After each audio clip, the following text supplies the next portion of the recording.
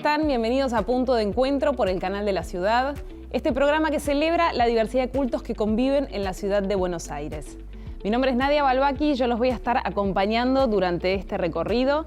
En el programa de hoy vamos a recibir a Hammurabi Nufuri. Él es arquitecto especializado en bellas artes y además es un referente de la diversidad cultural y religiosa, en especial de la islámica. Va a estar hablando con nosotros en un ratito nada más. Y ahora sí, dicho esto, comenzamos nuestra recorrida por los cultos de la ciudad de Buenos Aires.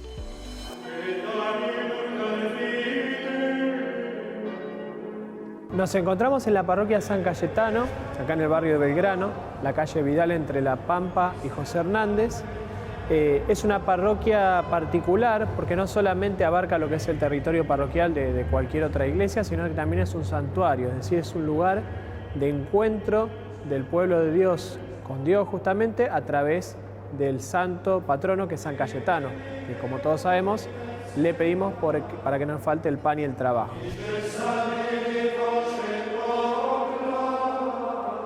Estamos cumpliendo 61 años de vida. Fue fundada por el padre Alberto Manuela con la inquietud justamente de hacer un santuario distinto del de Liniers que pueda abarcar a la gente que por distancia no pudiera llegar hasta ahí. Hoy en día tenemos alrededor de 40.000 peregrinos que todos los 7 de agosto pasan por acá, lo mismo que los días 7. Y fue una parroquia que nació como una decisión de lo que es la Inmaculada Concepción, La Redonda, de acá de nuestro barrio, que por ser un territorio ya muy grande, bueno, necesitábamos tener otra iglesia que pudiera atender las necesidades del barrio. La parroquia tiene una forma que cuando uno entra le llama la atención. No es como una iglesia en su arquitectura tradicional, pero cuando uno lee el porqué, ahí lo entiende. Es la forma de la carpa del encuentro. El Antiguo Testamento decía que Dios le mandó a hacer a Moisés en el desierto, mientras iban caminando hacia la tierra prometida con el pueblo judío, una tienda, una carpa donde él pudiera hablar cara a cara con Dios. Y de ahí salía con el rostro iluminado. Esto es lo que quiere ser San Cayetano, un lugar de encuentro del pueblo con Dios, de cada uno que se acerque, que se vaya con el rostro resplandeciente, con el corazón en paz por haberse encontrado con Dios, y un lugar de encuentro de toda la comunidad que quiere ser familia.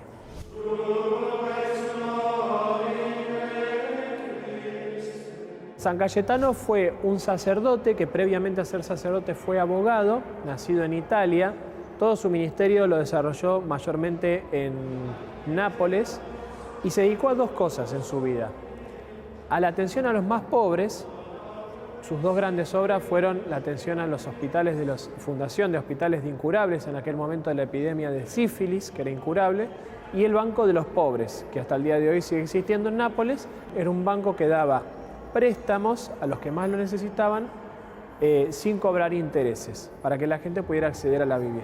Y la otra gran obra que él tuvo fue la reforma del clero, es decir, que los sacerdotes volvieran al origen de su identidad, a la primera comunidad de los discípulos de Jesús.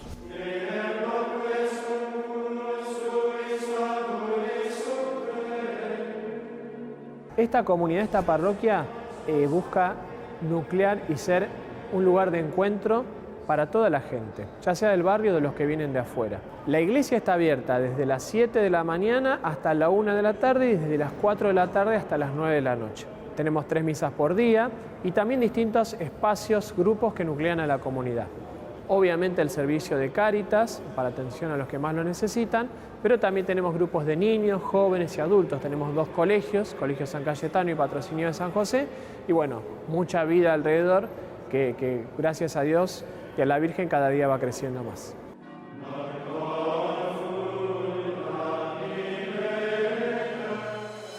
Continuamos con Punto de Encuentro y ya estamos con nuestro invitado del día. Él es Hammurabi Nufuri, es arquitecto y además está doctorado en Historia del Arte y Bellas Artes por la Universidad de Salamanca. Bienvenido, Hammurabi, ¿cómo estás? Muchas gracias, muy bien, Nadia. Muchas gracias por la invitación. Un placer recibirte. Bueno, antes de hablar de tu trayectoria, me gustaría que nos cuentes acerca de tus orígenes familiares.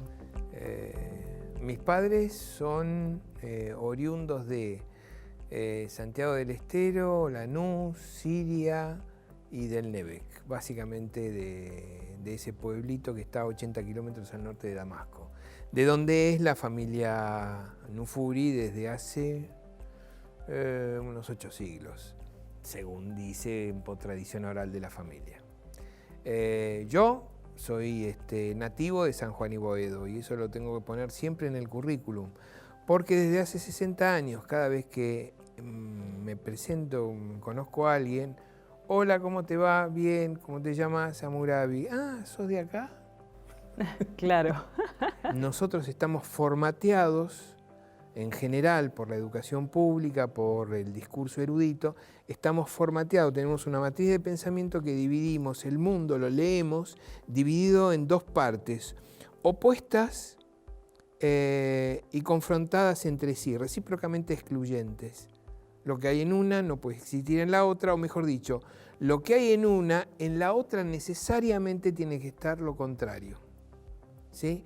Por eso se dice Oriente y Occidente. ¿Se entiende? Entonces, todo lo que vos pones en Oriente, lo contrario está en Occidente. Y todo lo que pones en Occidente, lo contrario está en Oriente. Esta es lo que se llama un sesgo cognitivo que hace que tengas una sensibilidad asimétrica. Entonces, no importa cuántas generaciones nativas tenga yo en la Argentina, nunca voy a terminar de ser para ese tipo de percepción nativo, autóctono. Vos profesás el Islam, hablábamos antes de Sunna y Shia. ¿Cómo crees que se vive el Islam acá en Argentina? Depende hay muchos islams en general. Y depende de qué Islam estamos hablando. Por ejemplo, para decirte cómo se vive en un ámbito público, que a mí me preocupa mucho y por eso fundé las carreras que fundé, en diversidad cultural, destinadas a formar formadores que estimulen una matriz de pensamiento de aceptación de la diversidad cultural. ¿Viste? Porque en el año 99 las Naciones Unidas lanzó un eslogan que era la diversidad cultural, ¿problema o solución? Entonces yo dije, muchachos, vamos a hacer un congreso porque si Naciones Unidas decide que la diversidad cultural es un problema, la Argentina va a ser en sí misma un problema. Con lo cual el Islam, por ejemplo, saquemos una frase de un manual que desde el año 97 se sigue reimprimiendo. Los musulmanes, como el Corán prohíbe la representación de formas vivas, los musulmanes inventaron un tipo de decoración que nosotros llamamos arabesco. ¿Cuál es el problema de la frase? ¿La mentira de que el Corán, de que la prohibición esa no existe en el Corán? ¿O el problema es la primera persona del plural que incluye cualquier cosa menos que seas musulmán? ¿Se entiende? Sí. Porque al decir que nosotros llamamos arabesco, los musulmanes inventaron algo que nosotros llamamos arabesco, significa que el chico que está leyendo, que es de papás musulmanes, dice a la pucha, quedé afuera de nosotros. Y sus compañeritos lo miran y dicen, vos estás afuera de nosotros, según lo que dice el discurso escolar, que es la autoridad máxima, incluso superior a la opinión de los padres. Hammurabi, quiero que sigamos desarrollando este tema. Sí. Nos vamos a ir a una pausa, quédate con nosotros. Dale. Ya volvemos con más Punto de Encuentro.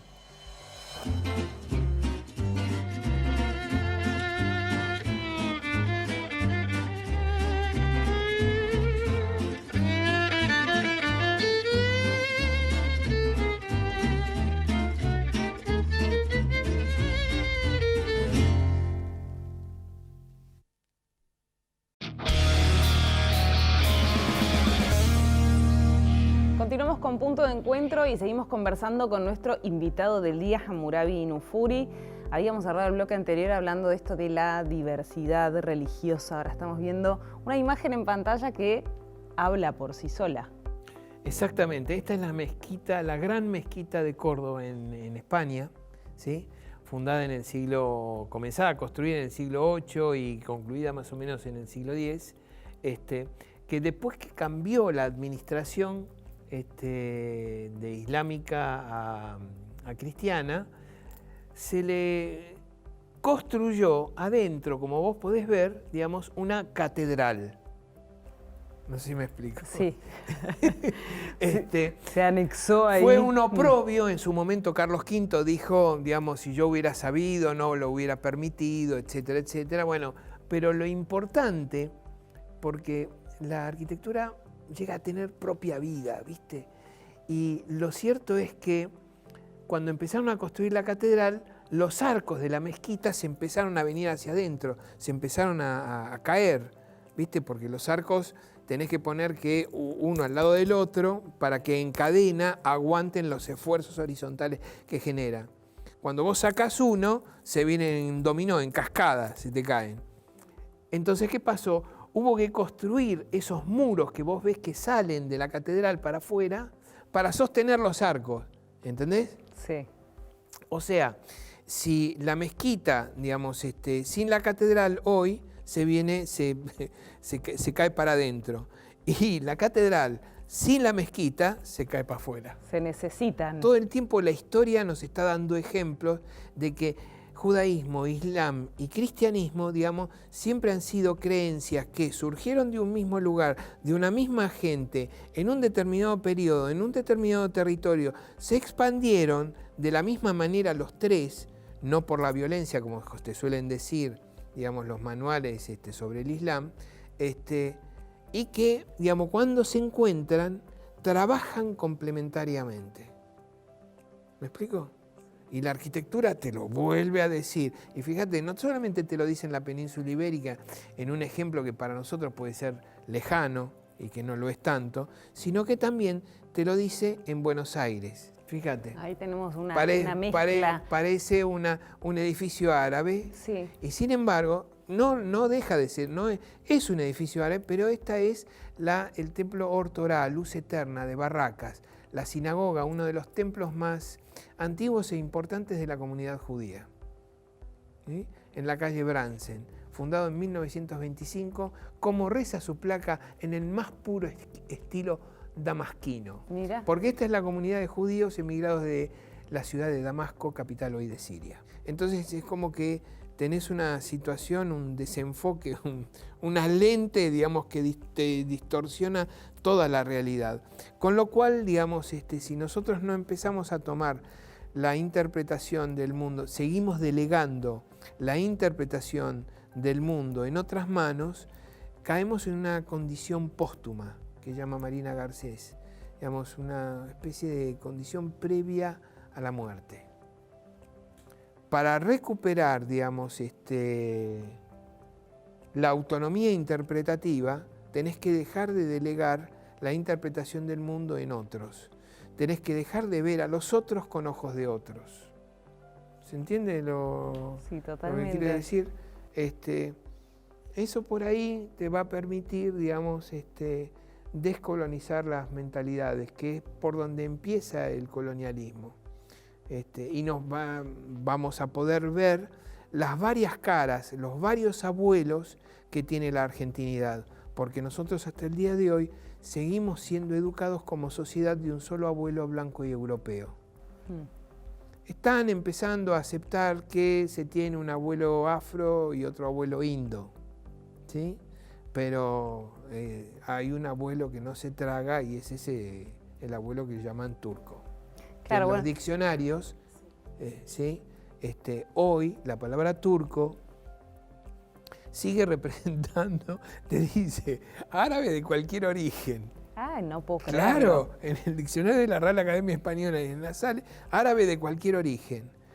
Bueno, vos buscás árabe, qué sé yo, si cerrás los ojos y decís árabe, vos te imaginás una persona beduino, vestida con sí. Claro, un beduino. Buscá la palabra beduino, le dice árabe, punto. Hombre bárbaro y desaforado. Entonces, ¿viste? Después buscás islam, y es la religión de Mahoma. ¿Cómo religión de Mahoma? Esto se llama unilateralidad denominativa. De ahora en más vos no te llamas Nadia, te llamas Graciela. No, pero vos me decís, yo me llamo Nadia. No, yo para mí sos Graciela. Y punto. ¿Cómo te sentís? Fantástico, ¿no? Porque el que nomina domina. Las cosas existen cuando se nombran, y solo cuando se nombran, existen, dice Antonio Manuel. Lo que pasa es que imagino que pocos luchan también en contra del que domina, ¿no? Como que viene y te dice, me dicen vos sos Graciela. Bueno, pero yo también tengo que tener ese ímpetu de decir, no, espera, yo defiendo, para mí esto es así, así, Por eso así. vuelvo a mi nombre, ¿sí? Claro. Y te digo, yo no me llamo Hammurabi por mis orígenes. Yo me llamo Hammurabi porque mi padre, aprendiendo español, vino a estudiar a los 19 años a la Argentina. No pudo estudiar, tuvo que trabajar. Entonces compraba los resúmenes Leroux de segunda y tercera mano en las ferias los domingos. Ahí aprendió la historia de la media luna fértil anterior al Islam. Y aprendió los nombres Hammurabi, Semiramis, Sumer, Zanubia. Y dijo, ¿cómo? Yo tuve que viajar 40 días debajo de la línea de flotación, pasar penurias, dejar mi familia, desarraigarme, aprender otro idioma, para llegar aquí y aprender la historia de mi país que en mi país no me enseñaron. Yo cuando tenga hijos les voy a poner los nombres que este país me enseñó. Maravilloso. Yo estuve 3 años sin nombre, que es lo que duró el juicio para que mi padre me pudiera poner Hammurabi en 1957. Es maravillosa tu historia, Hammurabi. Ya para ir cerrando, acá yo tengo un ejemplar de uno de tus libros, que es lo que nos pasa con el Islam y los árabes, que es un poco lo que hablábamos antes, pero tenés muchísimos libros en tu haber. Bueno, son aventuras. En eso trato de seguir las costumbres de mi padre, que leía y escribía mucho, porque vos en algún momento habrás dicho, ¿no?, que Corán significa lectura. Me preguntaba sobre las costumbres familiares. Ahí están. Ahí están las Una costumbres historia familiares. Hermosa y apasionante. Muchas gracias por haber estado en Punto de Encuentro. Un No, placer al recibirte. contrario, gracias a ustedes. Nosotros continuamos la recorrida por los cultos de la ciudad de Buenos Aires y nos vamos a conocer el Instituto Argentino-Japonés Nichiya Gakuen.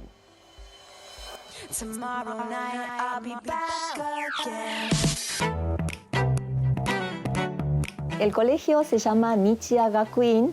Nichi representa a Japón, A significa Akoku de Argentina y Gakuen es instituto, por eso es Instituto Argentino-Japonés. Somos una asociación civil sin fines de lucro, no tenemos dueño y tenemos una comisión directiva que está integrada completamente por padres de la escuela.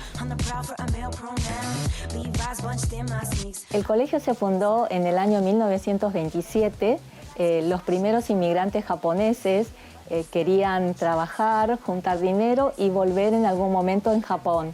Y para que sus hijos no olviden el idioma japonés, se crea esta escuela. En un principio era una escuela solamente de idioma. En el año 1938 se logra que el Ministerio de Educación reconozca la parte de idioma castellano por la mañana y por la tarde japonés no estaba reconocido. Lamentablemente en el 45 tuvo que cerrar sus puertas durante la Segunda Guerra Mundial y luego reabrir en el 48 como una academia de idioma japonés. Y así continuó muchos años hasta que el sueño de tener nuevamente un colegio oficial reconocido por el Ministerio continuaba y en el año 1984 pudimos iniciar en este edificio, antes se encontraba en el barrio de Constitución. En el 84 pudimos comenzar aquí, desde sala de 5 hasta cuarto grado con 64 alumnos. Muchas más personas que no eran de la comunidad comenzaron a interesarse por nuestro proyecto educativo y así la escuela fue agrandándose, aumentando el alumnado. En este momento tenemos desde inicial hasta terciario en todo el edificio. La educación es lo primero en nuestra escuela y después tenemos una parte deportiva.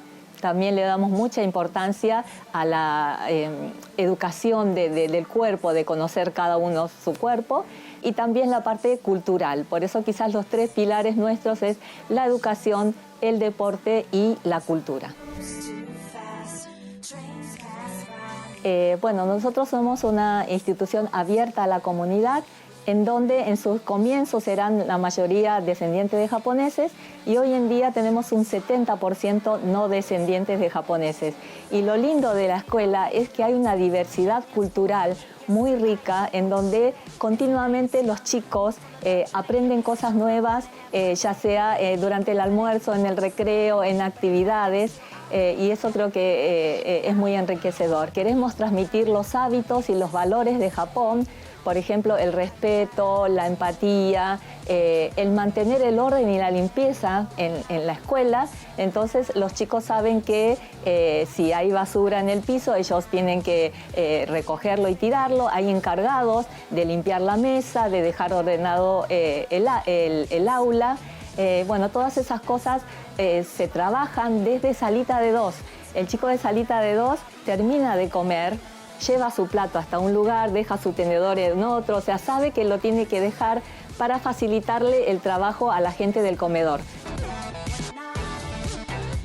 Tenemos muchos proyectos en la parte de educación ambiental, en donde es una de las, áreas fuertes del colegio, que se trabaja desde inicial hasta secundaria. Entonces hay muchos proyectos en donde los mismos alumnos sugieren y bueno, se trabaja con todo el alumnado. Es abierta a la comunidad, así que toda persona que esté interesada puede comunicarse con nosotros a nuestro mail de administración@michiagakuin.edu.ar. También tenemos Instagram, tenemos Facebook del Centro Cultural, así es que nos pueden encontrar allí. Conocíamos sobre los cultos de la ciudad de Buenos Aires, pero llegamos al final. Gracias a todos por estar del otro lado. Nos reencontramos acá en el canal de la ciudad para un próximo punto de encuentro. Chau.